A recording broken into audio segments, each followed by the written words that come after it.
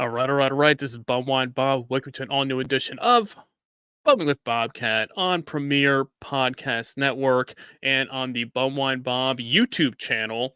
And we are back again with an all-new episode here as we have a special guest waiting in the green room here. The drinks are stocked. I'm sure they're probably snacking on some tasty treats there. But before we get to our guest today, I will bring in my good buddy here. Roadhouse is here as always. Roadhouse, man, how you doing? I'm doing okay. I had a good day today, and almost forgot about doing this tonight. And, like you said, I can't. I better slow down with my drinking because otherwise it'll be one of those off the rail podcasts even before it even starts. So good thing.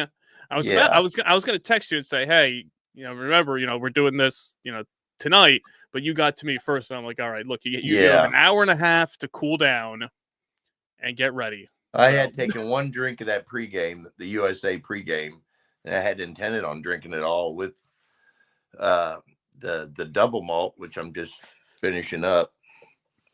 But I put the pregame away. Okay, you knew when to. Yeah. You got to know when to hold them, know when to fold them, right? So yes, sir.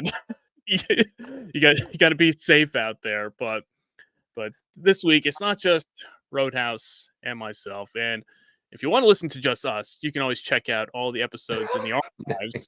Our Thunderbird Rumble NFL review podcast from last week, for Loco Power Rankings, you name it. Yeah. We cover it. And as we said, we are going through all the classics this year, the old school stuff, and I have a whole lineup in front of me of stuff that I've drank and consumed over the last week or so. Because I'll tease one thing, because I don't know if this episode will be out before this one comes out, but I recorded with the Grocery Gamblers the other night, our good buddies Pete, Sean, and Carlin, and they sent me over some stuff, and one of them is this buckwheat whiskey here, which this is some rough stuff, y'all.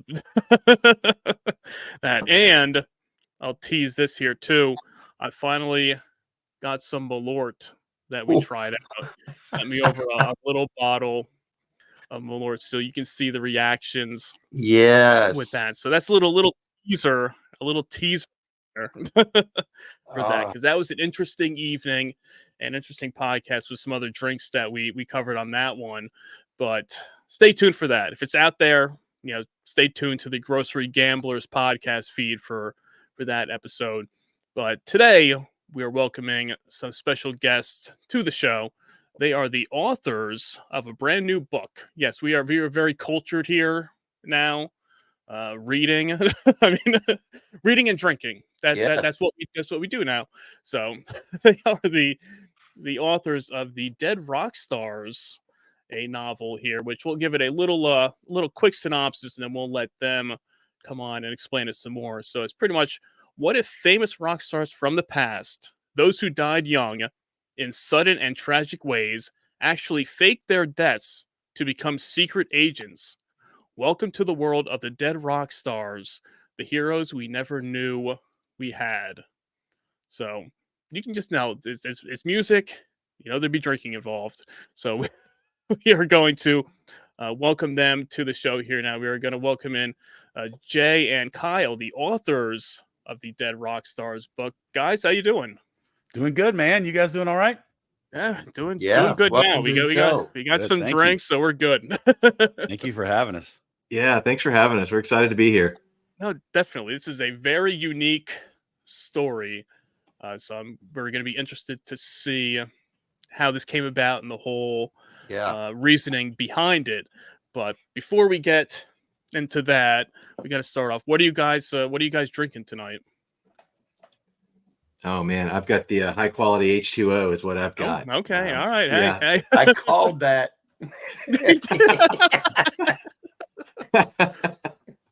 No, inside joke. Yeah, I've got some Woodford Reserve here. There you go. The Master Distillers Collection. It's fancy, and it's just for you guys. I did it on purpose for you guys. Something nice. See, bringing out the good stuff here. Yeah. Yeah. Made 3 counties over from me. Okay. Oh, Okay. see, that's good. That's local from there. Now, Roadhouse, I know you said you had the Colt 45, the double malt you Yeah, were drinking on there. Now, it's I'm The empty. 4 don't get you, the I'm- 5 will, man. Wow. yeah. Yeah, no, get that camera right. Very rare. Yes, My me. last can. Yeah, I had to bootleg some of this stuff over to him because it's if you listen to some of the stuff that we go into here, it's where distribution goes to with alcohol and Yeah. beers and stuff. It's tough. It's like I can get that in certain spots here. He can't find it anywhere, and then so we do a little trading back and forth. So we help Now, help each other out. one of you is in Kentucky. Where are you at, Bumon? I'm in New Jersey. Wow. Okay. Yeah. Very cool. And you guys are like buddies? How does this work? We've never met in person. Yeah. We Okay. just Online friends. Was this like Almost 10 years. Yeah. You guys start playing Call of Duty or something? Is that how this happened? No. No, this was just from the love of the bottom shelf and cheap booze. I think I started posting about it on Instagram years ago, and Roadhouse was posting about some stuff, and then I started with the podcast, going on 9 years, and we kind of started talking back and forth, and just more and more. Then kind of it just evolved into this now. So this is where we are. So Yeah. So what is y'all's pick for cheap bourbon? Cheap bourbon? Yeah. Bottom shelf bourbon. My bottom shelf bourbon is Kentucky Gentleman. Okay. Yeah, that's or Kentucky Tavern. Okay. Yeah. You know, you can get a 175 Kentucky Gentleman here for $14. It's hard to beat. Yeah, see, that's what. Yeah, you can't be that. I'm looking out there. I'm just anything that's cheap. If you want something on the budget, I'm just like, all right, screw it, man. I'm taking that one. I don't care. Yeah. You guys in Kentucky have got it's like a JT Anderson or something like that. What is that one called? JT Anderson. I'll have to look it up. Okay. Maybe I'm saying it wrong, but there's one in Kentucky you can't get anywhere else. It's bottom shelf. It's really good. My go-to is Old Granddad though. I like the Old Granddad. It just works. Yeah, I don't think I've ever had that. I was real close to grabbing one of those the other day, and I ended up getting the Evan Williams 1783. Yeah, and that one's really nice. It's really nice. I really like that one. Yeah, Roadhouse has been my my bourbon and whiskey kind of mentor throughout this, because I'm still not a big whiskey or bourbon type person, but I've kind of evolved more into that over the past couple years. So I kind of go off of what he says. He's like, oh, try this one out. And it's like, okay, yeah, see, or he'll send something over here and you give it a shot and try it out. So I mean, it's interesting. See, but unfortunately, I think beer tastes a lot like bad cereal. So sorry about that. I'm That's fine. A beer guy. Hey, we we don't bases, we cover it all here. We don't judge. We don't. That's good. We don't shame people on what they drink, because like a lot of stuff that we deal with is the bottom we shelf. dealt with here the other day. Yeah, we had the Thunderbird. I mean, I got some. I'm drinking some High Life, Miller High Life here now, and I'm sure Roadhouse probably has something on in his back pocket over there. I'm sure that he's going to be breaking out. Oh, the big Colt 45. Yeah. Do you have like a bucket or something underneath you for when you got to go? Like, how long is this podcast? And we have. What's going in's got to go out. Is all I'm saying. It does eventually. Yeah. We have gone as long as 3.5 hours. I was going to say, did you fill that up already? Is that you? You look at that color, you're like, I don't know. It could be. Needs to drink more water. Have some what Kyle's having. Yeah. Are you okay? Do we need to talk about this? I mean, all my beer is in the fridge down on the other side of the property in my shop. So it was like 6 minutes till we kicked it off. So I ran down there and grabbed this 40 out of the fridge and come running back. So it's kind of shook up a little bit. Yeah, that happened to me. Even I went into the garage to get some drinks and brought them downstairs. And by the time I walked down there, came down here, sat down, I opened this beer before, it starts spilling all over me. I'm like, I literally Yes. I went down the stairs. I'm like, it's not that big of a deal, but I did bring along because I kind of teased this to Roadhouse. I said I had this thought in my mind of something I wanted to drink today because we're big into the four local. Oh, there we go. You got to get those burps out too. Those are always Don't be welcome. ashamed. Don't Yeah. hold back. And your compliments we're to the chef. yeah we're I'm sure you guys know Four Loco. I mean, everybody knows that, and we have a Four Loco. We're both sponsored by Four Loco, but didn't want to go down a Four Loco route today. Yeah. And I'm sitting at work, and I get an email from my good friends over at Steel Reserve, and they say, "I'll show you this here. See, enter for a chance to win a slushy machine." So okay. So I fill out the thing, and then it has like a little locator of where you can find the products. So I put in, my zip code and everything, and I go through, and it says that there's a store on my way home that had this new spiked cherry slushy flavor. I'm like, sounds interesting. I mean, is it good? It's probably debatable, but like I'll go there, I'll try to pick it up and give it a shot. But I stop at the store. And what do you know? They don't have it. So I'm like, damn it. Yeah. I was all bummed out about this. I'm like, oh, I have all this stuff because they had sent the sweatshirt and a hat and like some koozies a while back to me. But then I go digging in my fridge because I always have a stockpile of random leftover booze in there. And I had this couple cans left of this. This is a Steel Reserve Island Punch. This is and this is vintage. The date on this was from January 31st of 22. So 2-year vintage for you guys to crack this open here today. It's been aged. Yeah, it's been aged and which was really good, which I didn't have time to do today. I did over the summer. I put this in with an Italian ice. I put it in the blender with it. It's a flavor called Island Fusion, which is like a tropical flavor. I put this in with that, put it in the blender, and made my own slushy without a slushy machine, and it was great. So is that stuff 8% as well? This one is 10%. So yeah. In the Italian ice, do you taste the alcohol, or are you just like drinking some candy? You don't really taste the alcohol at all. Yeah. That sounds dangerous, is what that sounds like. It is, yeah. Yes, perfect summertime. Because I think I did that in like the middle of August, sitting by the pool. That's beautiful.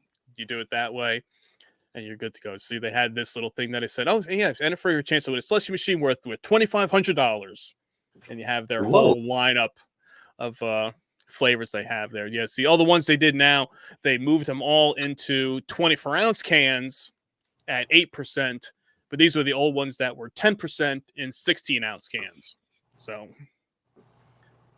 you see what you guys get when you come on here. You get a lot of useless information. That we I kind of want a slushy right now. That's all I can think about. I know. I wish I would have had them for you in the green room there while you're waiting. But now that we got the particulars out of the way, the important stuff. The important stuff. We can get into the meat and potatoes, as the people say, of the podcast, and that is the Dead Rock Stars book. And I'll start off first saying, how does this idea come about? I mean, is this something you guys had thought about for years and wanted to put pen to paper with, or was it a spur of the moment type thing?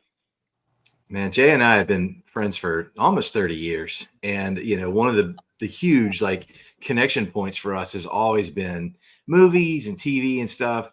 And, you watch a movie and you're like, man, that sucks. I think I could do better. You know what I mean? You kind of have this, this nerd pride or whatever, man, we could write a better story. Many times it was, we can do better. Yes, exactly. Mm-hmm. And so, I'm kind of an internal guy. My wheels are always turning and, stuff's always going around up in here. And so Jay and I would always pitch each other ideas and, laugh and tell stories and stuff about, what can we do? And, so I had this idea years ago. I don't even remember exactly when it was. And I told him, basically what you just read a few minutes ago, like, hey man, what if we did a story about all these rock stars? Everybody in the world thinks they're dead, but what if they're really not? What if they fake their deaths? What if they became secret agents? And Jay loved the idea. Jay was head over heels over it. He's like, man, that's awesome. And I don't know, Jay. I mean, what if we ever decided really put us over the edge of let's do this, from talking about it to let's do it. I mean, we had thought about it for a while, but I mean, I can't ever pinpoint the thing that made us go for it. What do you think? I had just finished a book on my own. I self-published it on Amazon, and really enjoyed the process. But it was a different type of book. It was nonfiction, and it was a lot more boring. And I was looking for a creative outlet. I was looking for what I was going to do next, and I'd been kind of kicking around some ideas. And I think Kyle and I have always had a dream of writing a movie, and I'd kind of thought about it. What if I wrote a movie? And I had an idea for a movie, and I was just kind of thinking about it, but I don't know how to write a movie. I mean, how do you write a movie? You go look up Google and scripts, and I mean, it's weird looking, it's complicated. And so I was just trying to think through all that. And about that time, Kyle and I, every day when we drive to work, we talk about whatever we watch, whatever stupid science fiction, whatever, or, comic books or whatever. We talked about all the, zombies and everything in between. And we always talked about writing our own story, what we would do. And when Kyle brought this up, it just it captured me a little bit. And I started thinking, this would be really fun to create. It's not necessarily just a book or just one movie. It's kind of a universe. This idea of, taking people that the whole world cares about and reviving them and giving them a kind of a second life. Yeah. That's absurd and ridiculous and fun.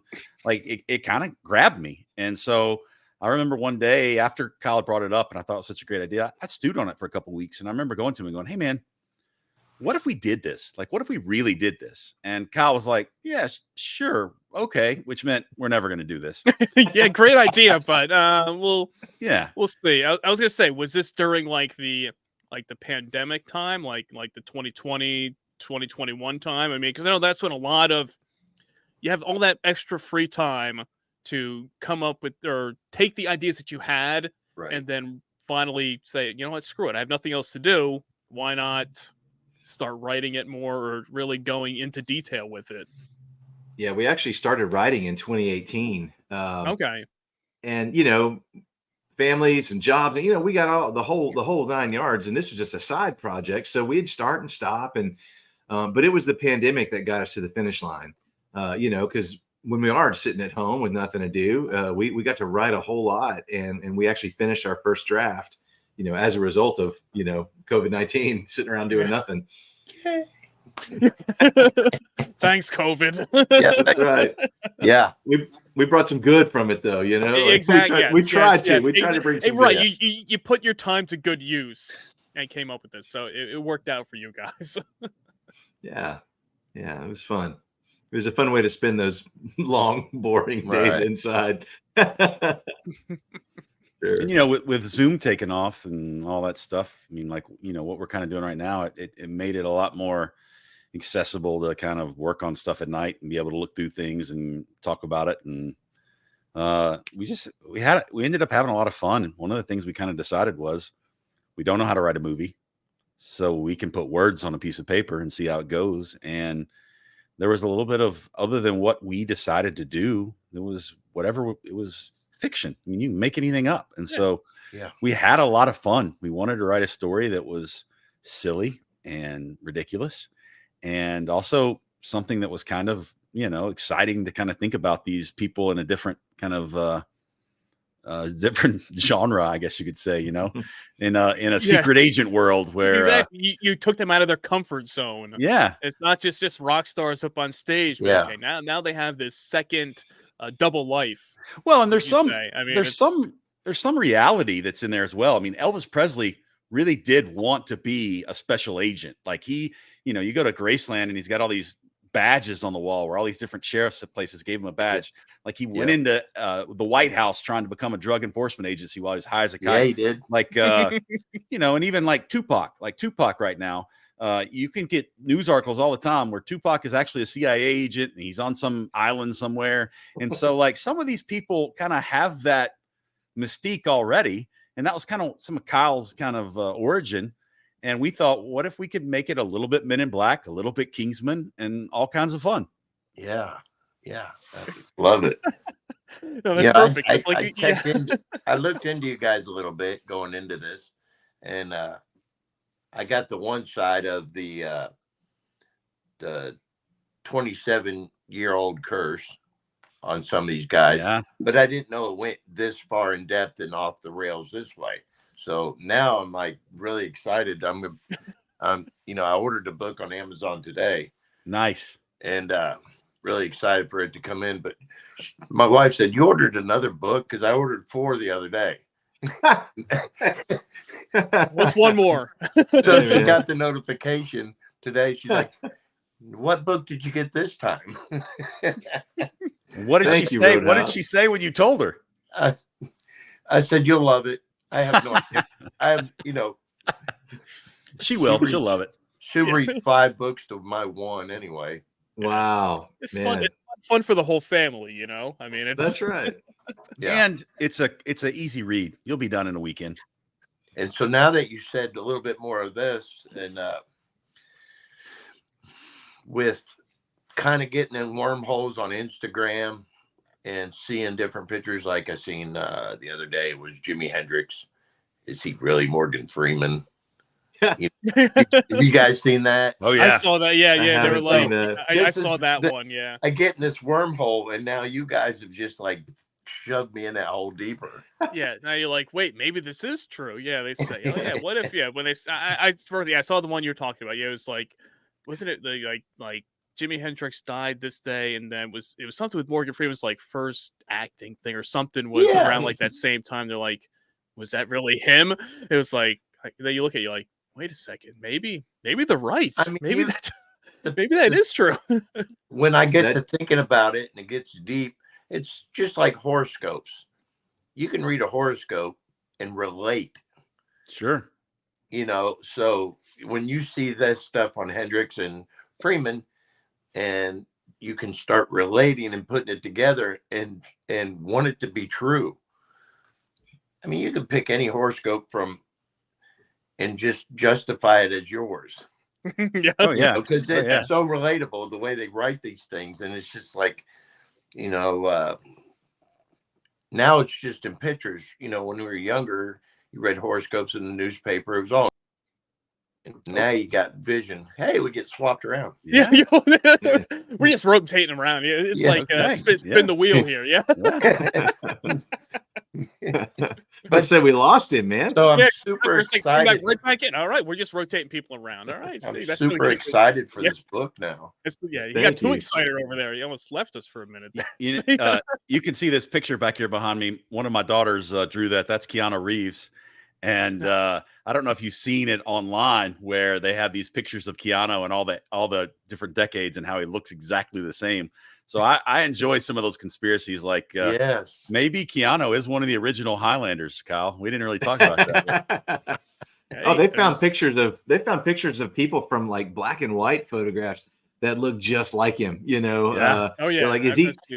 He's eternal. The novel Dorian Gray, you know, the portrait of Dorian Gray. You know, like is he really Dorian Gray? Is he the one who's eternally youthful? But there's a photograph somewhere that's aging, you know, and looks wretched. Yeah. Whoa. Yeah. I got just enough buzz going on to where this is like blowing my mind.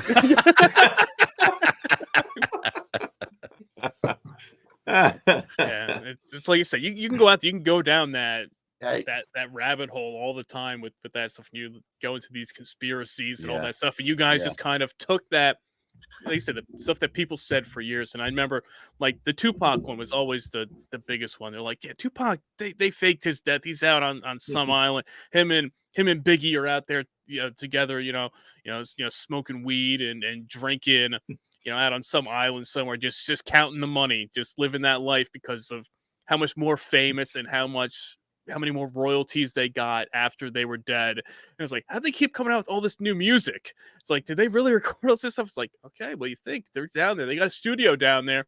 They record it, they send it over, and boom, there it is. It's that secret life out there. So you pretty much just take that alley with it. For two dudes who haven't read our book yet, you nailed two of our jokes. There is a Morgan Freeman, Jimi Hendrix connection, and there is a Tupac. How do you keep putting out all this music? And he's like, "Don't worry about it." So yeah. Like you expect me to believe that Tupac sat there for all these years and just was in the studio just recording.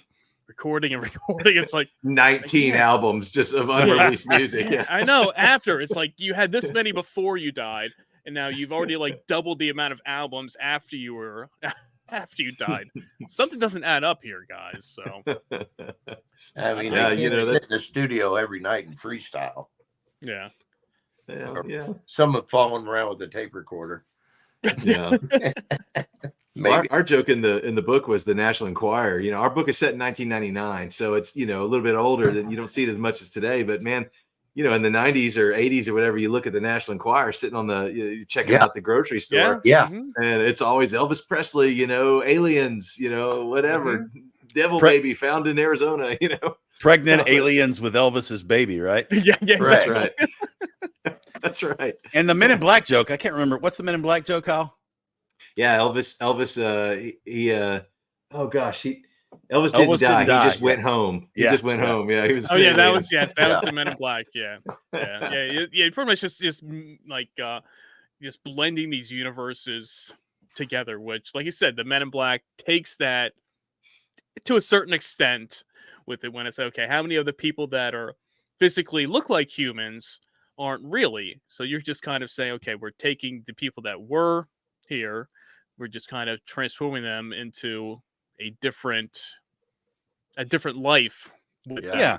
What would Elvis Presley look like at 60 as a secret agent who was, you know, could murder people with his hands and not just his voice? You know, what would that be like? Yeah. That's right. That's right. Put all that karate to work, man. Yeah. So do you guys live close to each other? Yeah, we both live in the Nashville area. I live in the north part of town. He lives in south part of town. Okay. Yeah, Nashville, Tennessee. Yeah. Okay. So, like you said, this has been a because you said it was college, right? That you guys first met each other, and since then it's just been nonstop. Yeah, we've actually lived in all pretty much the same, almost all the same cities, right? We were in Birmingham for a good while, and then Birmingham, Alabama, and then you moved up here, and then I ended up moving up this way. Yeah, no, you were first. You moved to Nolensville first, and then I came a few years after you. Yeah, because you were in Montgomery for a while, right? Yeah, I had a few other stops in a few other places. Yeah. But you still come back around back together again. Takes me about an hour and 20 minutes to get to Nashville from where I live. Okay. That's not bad at all. Cool. I just cut through the woods. I understand. There's some all back roads. As the crow flies, huh? Yeah. That's way more fun than having to go through the Corvette plant or whatever up there. You get to Bowling Green. You get to move on down the back roads. I like it. Well, and also Kyle's wife and I went to high school together and are longtime friends. And so Kyle was kind of destined to come back to this part of town because his wife wasn't having any more Alabama. She had to come back home. There's just there's no end to this story of this book. You guys can build off of it for as much as just turn it into like a series. Yeah. Kyle, I usually tell this part of the podcast about, kind of the mythology, the lore. Do you want to take a run at it? Yeah. I mean, we didn't just create something that's new. And I'll try to keep it vague, to keep something because you guys are, potentially readers here. Yeah, we haven't read it yet, so we're on the outside looking in. So if you want to pull everything, you want to cast that line out there and reel us into and anybody else who might be listening or watching, and they say, okay, so have them grab that bait, man. We'll just say the Dead Rock Stars has been around a lot longer than you would think, and how it got created is a lot more interesting than you might believe. So yeah, I think that maybe that's a good little sell to get you into the little book. teaser. Yeah, Little teaser. It is Yeah. a giant alternative history universe, and it weaves in and out, and they've been around, like Kyle said, decades and decades. And so because of that, you're right, Roadhouse, we can kind of zig and zag and go whatever direction we want. But Kyle and I are good children of the 80s. We're not interested in like a 7-book series like Harry Potter. Like, we want the Star Wars trilogy, we want the 3 stories. We want the Back to the Futures. We want, we want the Indiana Jones. They've ruined that now, but they wanted the Indiana Jones, the 3. You don't want it to get too watered down. No, we're not going to Crystal Skull. We're not going to Crystal Skull. Yeah. I mean, has there ever been a part 9 of anything that's any good? I mean, seriously, think about it.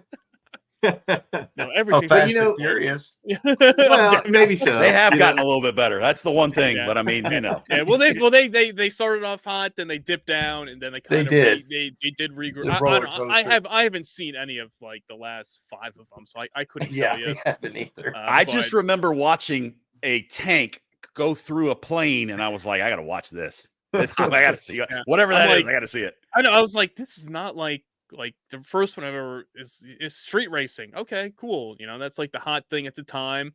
And then you said 9 movies later, there's a tank and a plane and guns and like a shootouts. I'm like, what? This is not the same movie that. Yeah. Have they been to space yet? I think and the Rock. Rock. Have they been to space?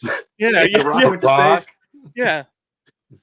Yeah. I'm like, I think in one of the last ones, a Dodge Charger, I think is what it was, shot out a grappling thing to a helicopter and tried to pull the helicopter down. So again, these are the things that I need to see in my entertainment. Yeah, exactly. If you want something dumb and just you can just shut your mind off for 2 hours and just watch, then that's what you need sometimes. Yeah. You did say this could be expansive because when you get to thinking about it, and we're not trying to make light of real tragedy because these were real people, but when you think about celebrities and celebrity culture, and you can trace all kind of different, types of people who have died early, and you can think about conspiracy and stuff. One of the most recent ones that I got a big kick out of, somebody was like, man, what about wrestlers? All these wrestlers that died. And I said, the Dead Wrestlers Federation. There you go. Right there. You could, the DWF. That'll be the muscle. Call them in. They'll be like the SWAT team. You sign up. Yeah, Roadhouse and I, we're big wrestling fans. So you sign us up for that. We'll be all in on that one. Yeah. I think Kyle might be the most recent attender of a live wrestling event. I would guess. Oh yeah, man. Me and my boys have got back into wrestling this past year. WWE. We hadn't seen any of the other stuff, but so yeah, I've been to 3 live events this past year. Been to 2 Raws and 1 SmackDown. Nice. There you go. All right. Yeah. Did you guys watch that? Did you guys watch that documentary on Netflix with the what's this guy? The guy with the head, Al Snow or whatever. Al Snow. Oh yeah, no, the wrestlers. Ohio Valley. Yeah, I haven't watched it yet. I've heard a lot of good things about it. People said it was really good, but I haven't watched it yet. I thought it was pretty fascinating. Al Snow's a phenomenal person. Yeah. He's still a beast. Yeah. But, he's more about bringing people up around him than himself. Yeah. And I haven't seen the documentary. I just know from his days, he's kind of behind the scenes guy. Well, I mean, isn't the Ohio Valley, isn't that in Louisville? I believe so. Or at least it was. I don't know if it still is or not. I think it. I know Al Snow is from Ohio. But I think his little wrestling whatever is in Louisville, and there's a big radio host. Yeah, you're right. I just looked it up. Based in Louisville, Kentucky. Yeah, but that's where all those like guys that are like legends now. I think they all came from OVW back in the day before NXT.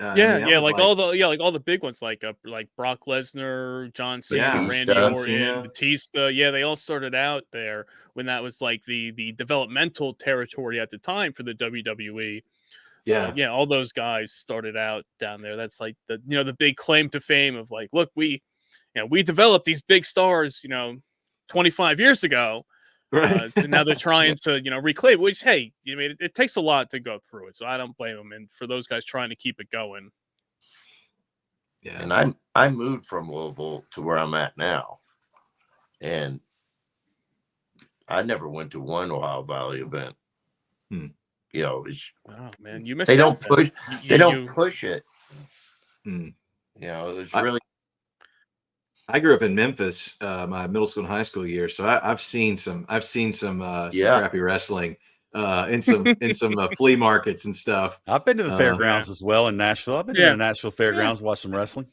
Yeah, fairgrounds and fairgrounds. Did you ever see any TNA out there? I know they were big in Nashville for a while. I went to a No. pay-per-view.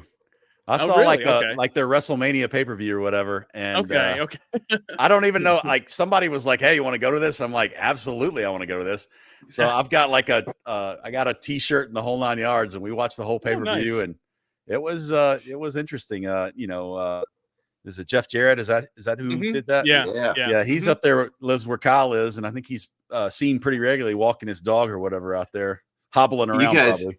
You guys can't see, but I'm pointing right here to Jerry Jarrett's house. You know, Jerry Jarrett's Jeff Jarrett's dad. Yeah. And so, I mean, he is literally my neighbor. It's this humongous house. He doesn't live there anymore. He sold it to somebody else. I don't know who lives there now, but like my neighborhood was where Jeff Jarrett grew up. They said he'd ride his four-wheelers all over this place, and up here in Hendersonville, Tennessee. So yeah, I got a buddy that sees him at like country. I got a buddy that sees him at like elementary school outings and stuff, and like still got the electric blonde hair and the whole nine, right?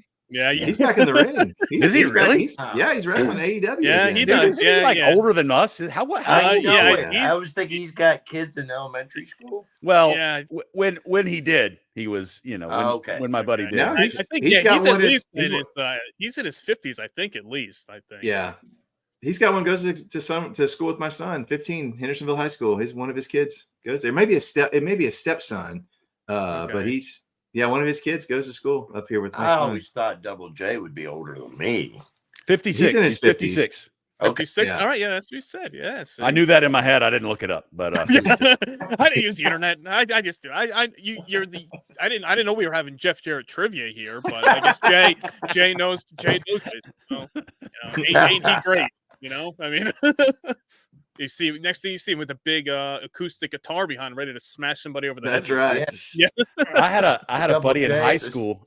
I had a buddy in high school who decided he wanted to become a professional wrestler, and he joined up with the fairground guys in Nashville. His name was Barnyard Briggs. I went and watched him once. Yeah. I think he lasted like a year. I don't know, but and that is great the name. That's the most Nashville fairground name I think you could come up with. He wrestled in overalls. Yeah, I did not expect anything less. No. I would have been very disappointed if he didn't wrestle in overalls. If he was he was a big boy, and that too. Awesome. Yeah, I think like the old like Haystacks Calhoun. The big. Yeah, that guy was huge. Yeah. So I have 3 different times of wrestling in my life. I watched it as a kid, the 80s Hulkamania. Yes. What you gonna do? And then we got back into it in college when the NWO came around because I was like, wait, Hogan's a bad guy now? I was like, oh, that's so cool. And so we got sucked in again. And then after college, I quit watching. And then my sons discovered it. And so we've been watching the last year. We watched the Royal Rumble the other day. I mean, we're diehard now, man. We don't miss it. I think I'm on that same timeline you were on, Kyle. As a kid, and then NWO age, and then it got kind of silly. Mm-hmm. Now my wife has got into it, and I've jumped back in, so I kind of know some of the modern wrestlers now. Yeah. But with the magic of Peacock, you can see all the old stuff, and that's how we spend every Saturday. That's awesome. It's my Saturday morning cartoons is old. Yeah. Old. Yeah, just watch some old school wrestling, and you're good to go. You can just That's waste good away stuff. and just sit there all day and watch it because it's it's great to go back and watch it all the time with that stuff. Yeah, because I mean I'm a little younger than you guys, but I started in the early '90s watching, and then my heyday was in the Attitude Era when I was in high school during that time. Yeah, and then same thing too. After that, faded out. And then maybe around 10 years or so ago, I got kind of back into it a little bit, and then kind of been off and on since then. And I'm still not really fully back in. I mean, but you don't have to. I mean, nobody can sit there and watch a 3-hour Monday Night Raw No. anymore. It's pretty rough. But It's you pretty sit rough. there, but all you have to do is just grab your phone the next day and just scroll through, Well, Twitter, I YouTube, think whatever, and just get the doesn't clips. doesn't our buddy Justin, what does he do? Yeah, he watches it all on YouTube. He watches AEW though. He watches it all on Okay. YouTube though. Yeah. He's never watched a single Yeah. show. He goes and That's really catches all the you need to highlights. do. All you have to do is Yeah. just watch the highlights. You catch up in 10 minutes. The important Yeah, stuff. it's true. But And you the know when the big Attitude stuff's Era was coming, so at the end of the first hour, Cody Rhodes is going to come out. Yeah. He's going to give a speech. He's going to, what do you want to talk about? I And was going to say, that's what Roadhouse and I were, when our last podcast we did, it was after the day after the Rumble, we recorded it.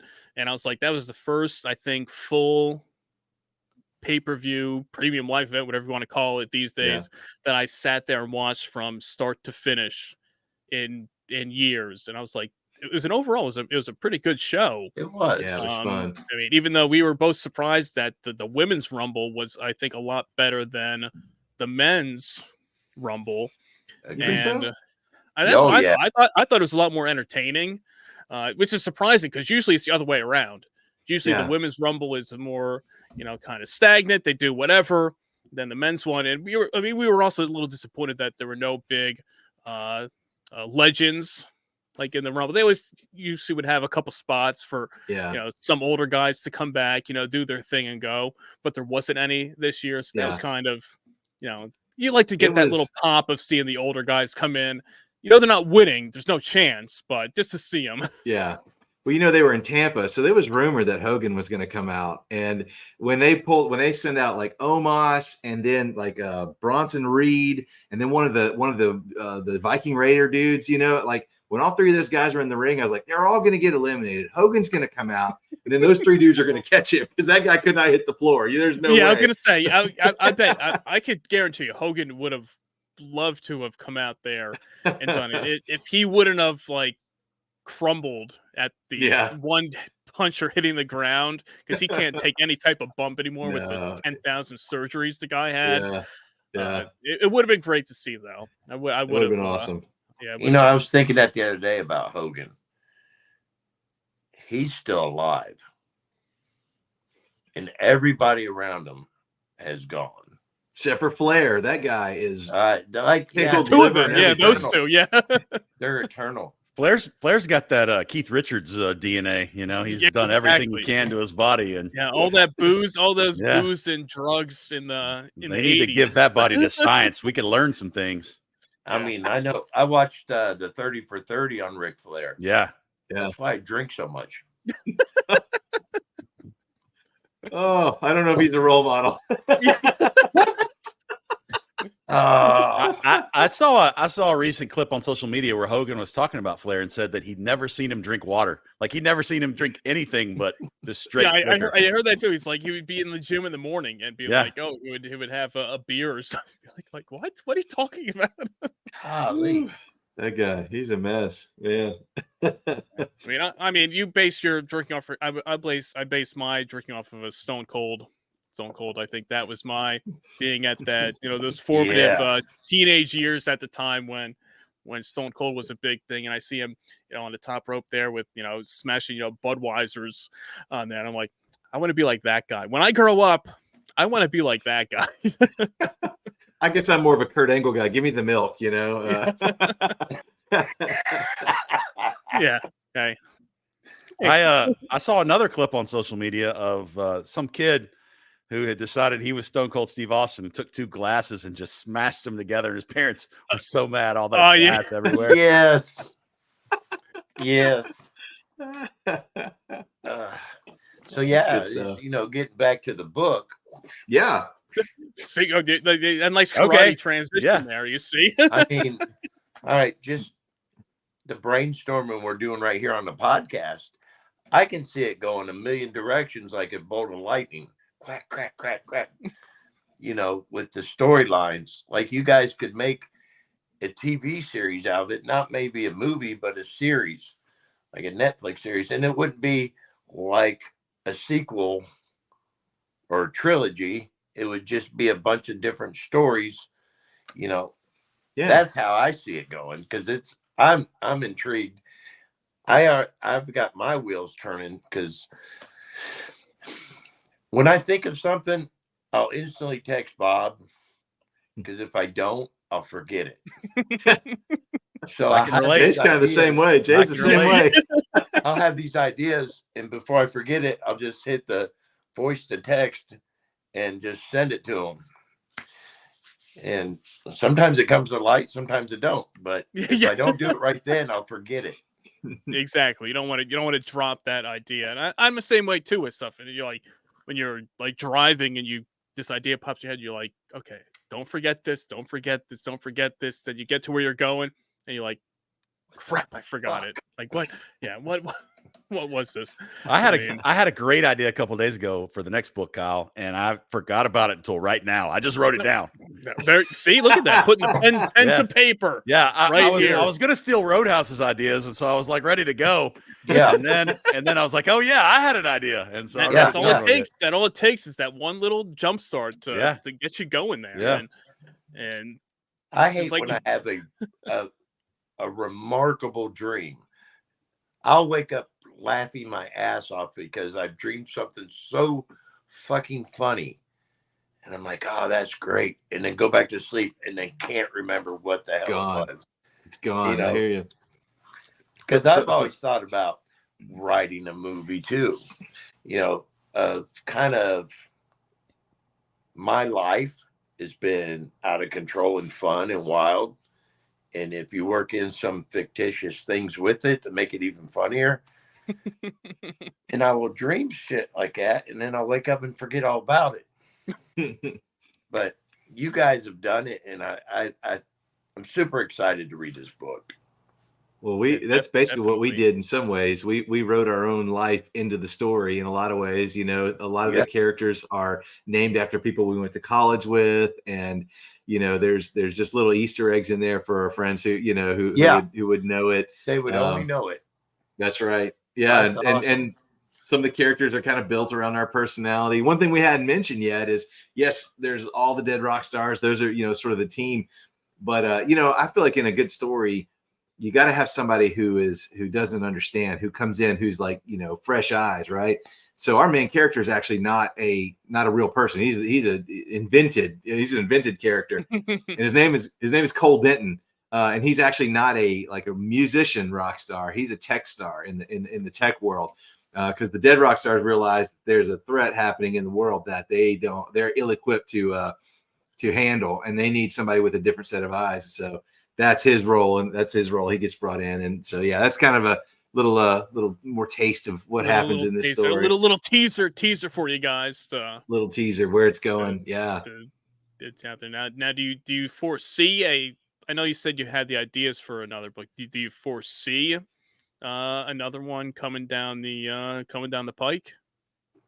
Absolutely. I mean, I don't know when it'll be, because we are grinding to get this one into the public, right? Get the word out. Yeah. Literally. I mean, this one just came out, but it was November, right? That you guys just published this thing. So I mean, it's only been a few months, so this is still new and fresh, and you got to get out there and get people knowing about this one first before you can really start pushing a second one. But I'm sure, like you said, I mean, Jay's out there writing down ideas already, so he's got it going. I mean, if you have the thoughts, you got to keep it going. See, and the more you drink, that's when those ideas start coming through. I mean, like Chris Farley said, drinking has its benefits. Mm-hmm.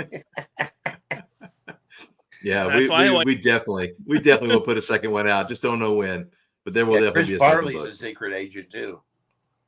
Man, have you read the book? Have you read the book?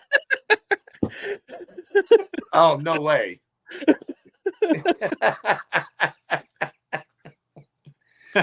We haven't just thought about the Dead Wrestlers Federation, but there's other groups of people that have met their demise a little early. That's a lot of fun for them to show up in different aspects. Maybe the Dead Actors Guild, or something. Who knows? Oh, there you go. Yeah. They're just limitless. It could go in many different directions. Right. You can go anyway, and like you said, you don't have to do another Dead Rock Stars book. You could do the Dead Wrestlers Federation. You can go in all different aspects of it. So you're not pigeonholed into one genre with it. You can kind of go all over the place and go into, like I said, this one takes place in 1999. So you can go through different timelines and different eras of it and work with that. You could do like I was gonna say I'm a huge Terminator fan. And like I said, these different timelines, even though, like, as we were talking before about sequels and movies that aren't good after the first, I can't even give that one 3. The first two. The first two. Yeah. And like nothing's ever good after the first the trilogy. It's like, oh, not that one. That was first 2, and everything else since then has been a huge letdown. But when you start incorporating stuff like that into it, and you never know how things can go. Yeah. Was the Christian Bale one any good? I don't remember. I thought it was great. I enjoyed it. I liked it. But I mean, that was the whole future war, which people wanted to see. And I think that was another one that was supposed to be like another all these ones they said they were going to do these trilogies. After the third one, they said, okay, we're going to do these trilogies. The Future War trilogy, which didn't. And then Genesis was supposed to be another trilogy, which didn't make it. And then Dark Fate was supposed to be another trilogy, which that didn't make it. And I think they pretty much gave up. I think there's some sort of an animated Netflix series, I think. Well, there was a TV series, right? The Sarah Connor Chronicles? They did that. Yeah, after I think after the third movie, which was kind of taking place after the second movie. So they've been all over the place with this. I mean, I literally have next to me here, which I'll pull it here without trying to hurt myself, because I have my Terminator 1 and 2 posters I have hanging upstairs in my office. But this here, which I can't see, Terminator 3 poster, because at the time I had 1, 2, 3, and then I had the Salvation 4 that I had down in my basement of my old house. But then they start coming out with all these other ones. I'm like, I can't keep up anymore. You make a good movie, then I'll get the posters and frame them on the wall again. I'm like, that's why I got 1 and 2 hanging up. The other ones stay down here along with the other one I have down here, because I used to have the Salvation 1 framed, but then I have here, this is my Eraser Schwarzenegger poster down here. If you don't tell, I'm a big Schwarzenegger fan. Since you must be an Arnold guy. Yeah. What I like about this conversation right now, and you're talking about Terminator, and then I can segue right into Predator. Mm-hmm. All right, so you had the original Predator was just a classic, incredible. But down the road, when they merged Alien versus Predator, they brought those two storylines together, but it worked great. And that's where I can kind of see your Dead Rock Stars happening is cross-platforming. Well, not to get too serious about something that's fun, but most of the people that you're talking about in whatever federation you want to put them in, wrestlers or rock stars or comedians, they had serious addiction problems. They had things that really, really wrecked their lives. And so some of them having some of the most successful careers in the world, some of the, most comfortable lives, there was a lot of demons that kind of chased them a little bit. And some of the demons are the people they surrounded themselves absolutely with. Leeches. The people that just sucked them dry for their own benefits, that just probably added to killing them quicker. Oh yeah, for sure. Yeah, for sure. There's some themes that we've decided to do that are serious themes, but we treat them carefully but lightly. I mean, we kind of just like it's like we graze around it. But all of these people, when they passed away for the first time, it's pretty tragic kind of stuff. Their lives were really kind of circling the drain in a lot of ways, and this was a chance for them to kind of clean up, a chance for them to kind of correct some of the past mistakes and get a second chance and help the world that had loved them so well. And so what you gave them? Yeah, we kind of that reset. A little bit of a reset and a lot lot of loneliness at the top, a lot of loneliness in this thing. And so we have some themes of family, of connectedness, and then, also recovery. We spend a little time talking with that kind of lightly, and some of the every good secret agent world, everybody has different roles. And so we've even got one of our dead rock stars is actually the kind of the team counselor, if you will. He runs some of the meetings and stuff. And Kyle, you want to say who that is? Yeah, that's Jerry Garcia. Yeah, what he does. I could see it's a great choice for it. You could see him being the guy to kind of keep everybody in line and organize everything.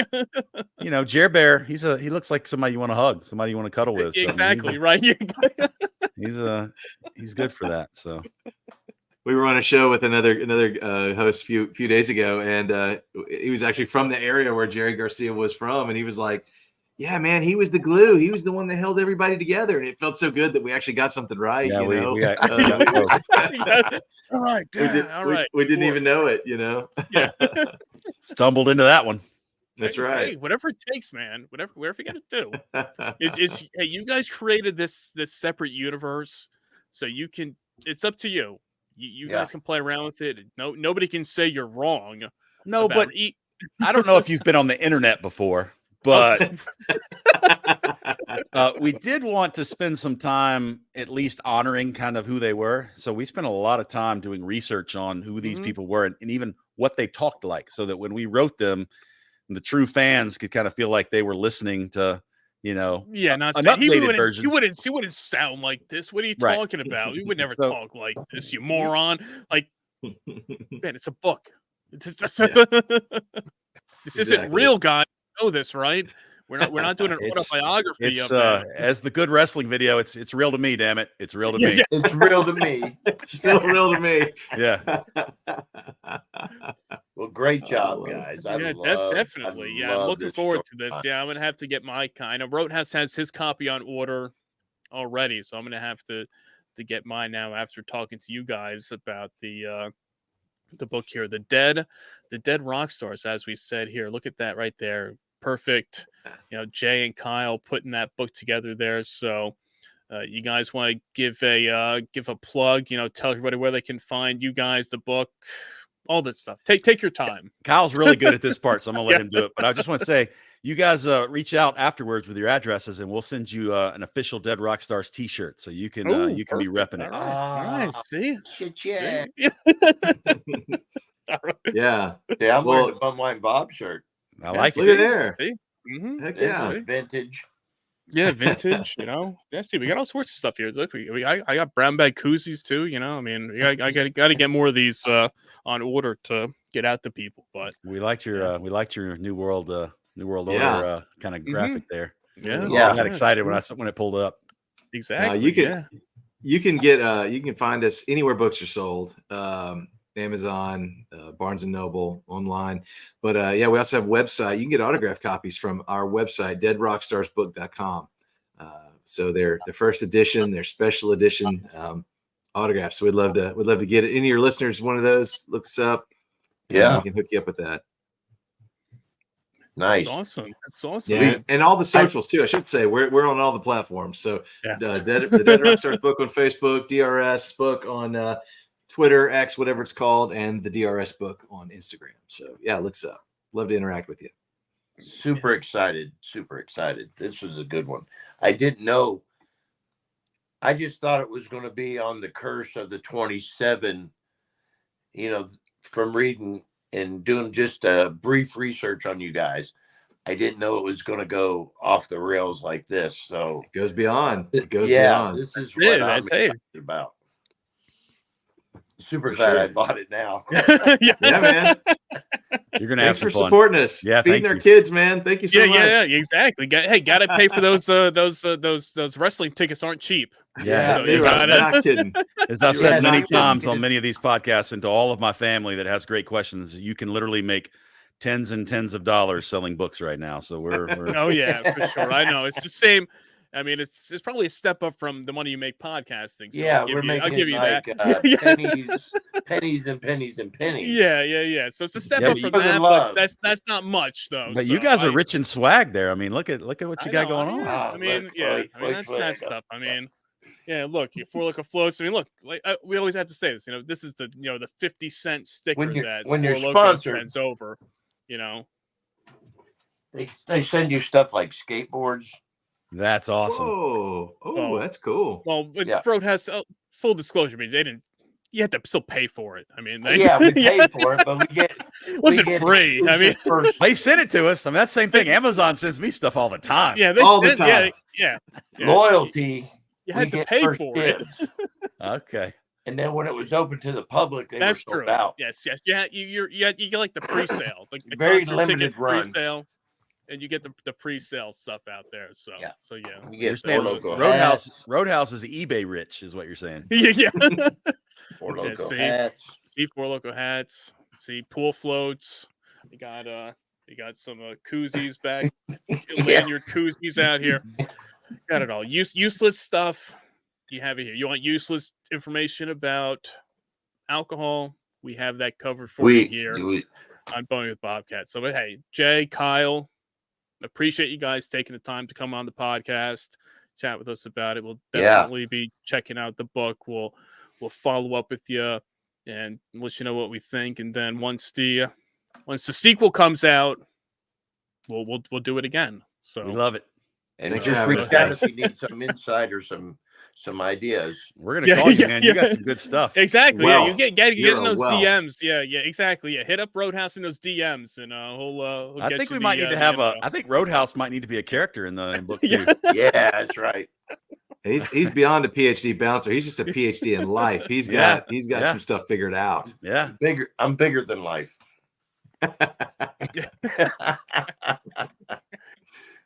Guys, Thanks it's for been having my us, guys. pleasure. It's been fun, guys. So definitely, Jay, Kyle, check them out. We talked about the book here, the Dead Rock Stars. Check it out. Amazon, Barnes & Noble, bookstores everywhere. Hit up their website. Check them out. As for myself and Roadhouse here, check us out on Bowling with Bobcat at bumwinebob.com, on Premier Podcast Network. And don't forget to subscribe to the Bumwine Bob YouTube channel. And until next time, cheers. Cheers.